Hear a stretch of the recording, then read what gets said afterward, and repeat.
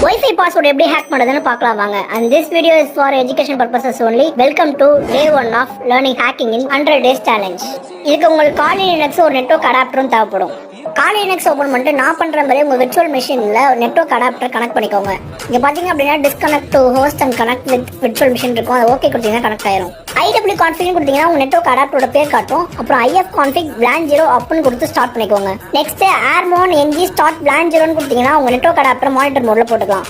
Next arrow dump ng WLAN 0ன்னு கொடுத்தீங்கன்னா உங்க சரௌண்டிங்ஸ்ல இருக்க எல்லா வைஃபை நெட்வொர்க்கோட இன்ஃபர்மேஷனையும் காட்டும். அதுல ஏர்டெல் இருக்க வைஃபை தான் ஹேக் பண்ண போறோம். சோ அதோட BSS ஐடி காப்பி பண்ணிக்கிறேன். Next arrow dump ng -BSS ஐடியை பேஸ்ட் பண்ணிட்டு சேனல் 11ல இருக்கு. சோ 11ல செட் பண்ணிட்டு ரைட் பண்ணிக்கிறேன். இப்போ ஏதாச்சும் ஒரு டிவைஸ் அந்த வைஃபை கனெக்ட் பண்ண ட்ரை பண்ணுச்சு அப்படின்னா அதோட ஹேண்ட் ஷேக்கை கேப்சர் பண்ணிக்கலாம். LS கொடுக்க மூலமா அந்த பேக்கெட்ஸ் நம்ம பார்த்துக்கலாம். நெக்ஸ்ட் நம்ம ஒரு டிக்ஷனரி கிரியேட் பண்ண போறோம். அதுக்காக crunchன்னு சொல்லிட்டு ஒரு டூல் யூஸ் பண்றேன். 99 மினிமம் மேக்ஸிமம் வேல்யூ செட் பண்ணிட்டு அதோட கேரக்டர்ஸ் அந்த பேட்டர்ன்ஸ்லாம் செட்